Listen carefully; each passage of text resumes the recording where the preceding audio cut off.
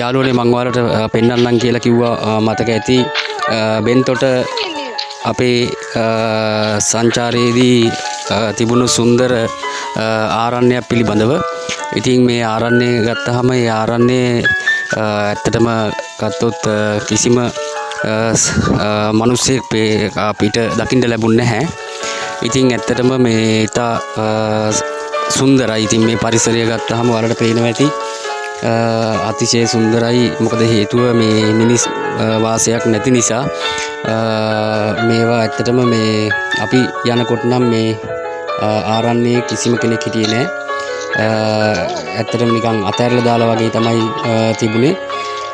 අපි මේ ගැන ලොකු විස්තරයක් දන්නේ නැහැ. මොකද හේතුව අපි මේක ආරණ්‍ය බලන්නම අරමුණු කරගෙන ගිය ගමනක් නෙමේ නිසා. ඔයාලා මේ දකින්නේ ඇත්තටම මේ පැරණි කාලේ මේ භාවනා කරපු ස්ථානයක්. ඉතින් බලන්න මේ භාවනා කරන ස්ථානයේ භාවනා කරන්න මේ ගලින් හදපු තැන් ඔයාලා දකින්න ඇති. වාඩි වෙන තැන් වගේ තියෙන්නේ. ඉතින් මේ හරිම නිශ්ශබ්දයි.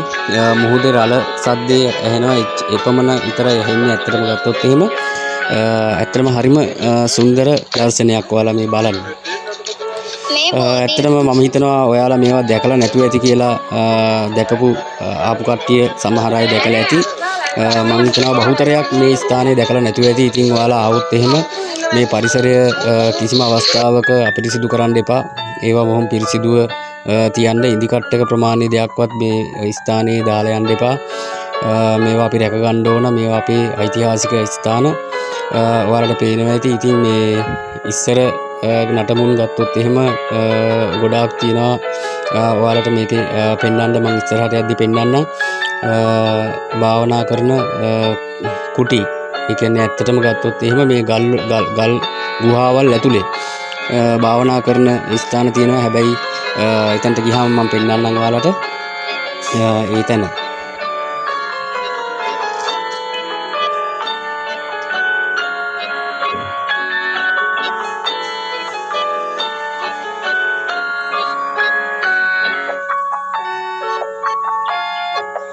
මේ බාණ්ඩේ පාරවල් හදලා තියෙන්නේත් ඇත්තටම මේ කළු ගල් වලින් හදපු ගඩොල් වගේ ඉස්සර හදපු විදිහ තමයි මේ තියෙන්නේ.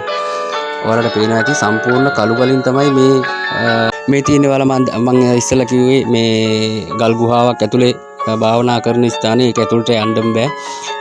වවුල්ලු පිරීලා ඉන්නවා. මොකද කරුවල ස්ථානයක්.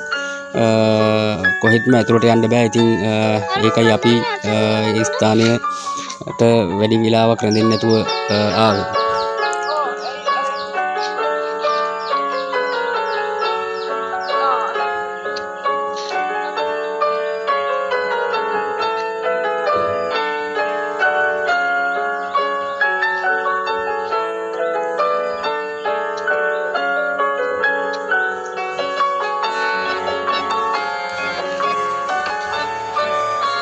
මේ තියෙන්නේ ඒගොල්ලන්ගේ පහසුකම් තිබුණු ස්ථානය. මම හිතන්නේ එතන බලන්න සම්පූර්ණයෙන්ම තියෙනවා. ඒ කියන්නේ උයන පිහන තැන් තියෙනවා. ඒ ඔක්කොම මැටියෙන් හදලා තියෙන්නේ.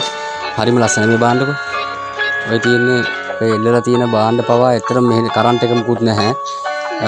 සම්පූර්ණයෙන් ලන්තෑරුම් තමයි තියෙන්නේ. ලන්තෑරුම් එල්ලලා තියෙනවා අපි දැක්කා. ඊට අමතරව ගත්තොත් එහෙම මේකේ ඔයාලට පේනවා ඇති මේ යම් දේවල් එල්ලලා තියෙන්නේ. මේ කෑමට කල් තබා ගන්න ක්‍රම හදාගෙන තියෙනවා මෙයාලා. මේ සම්පූර්ණයෙන්ම තියෙන්නේ මේ පැරණි තාක්ෂණය තමයි පාවිච්චි කරලා තියෙන්නේ. අම්මේ මේකද නැත්නම් මේකද? අම්මේ මේකද නැත්නම් මේකද?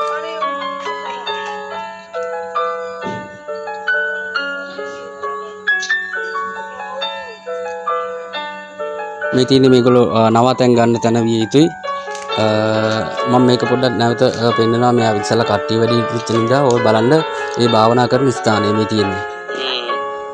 බලන්න කොච්චර නිස්කලංකද කියලා. මේ අද පොයේ දවසේ ඔයාලට පෙන්වන්නේ. ඔයාලා දකින්න ඕන ඇත්තටම ලංකාවේ කොච්චර සැඟවිච්ච තැන් අපි නොදුටු තැන් කොච්චර තියනවද කියලා බලන්නකෝ. හරිම ලස්සනයි. මේවා අපි ආරක්ෂා කරගන්න ඕන. ඇත්තටම ඓතිහාසික දේවල්.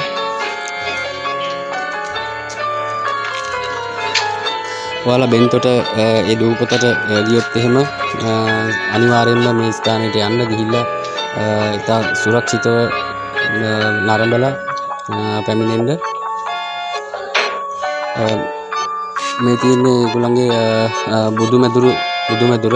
ඉතින් ඒකේ ඇතුළට ගියාම අපිට අමුතුම හැඟීමක් තමයි දැනුනේ. බලන්නකෝ ස්ථානයේ ඇතුළට ගියාම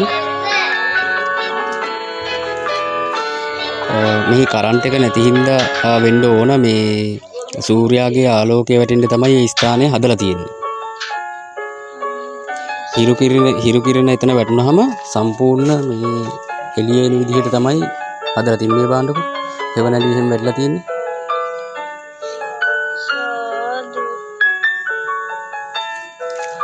පොඩ්ඩක් අඳුරු ගතියක් ඇති. මොකද ඒ වෙලාව හැටියට මේ හිරු එළිය වැටෙන ප්‍රමාණය අඩු නිසා. මේ බාණ්ඩ මේ ඔක්කොම මේ ගඩොලින් පැරණි ගඩොල් තාක්ෂණයෙන් තමයි මේ හැම දෙයක්ම නිර්මාණය කරලා තියෙන්නේ.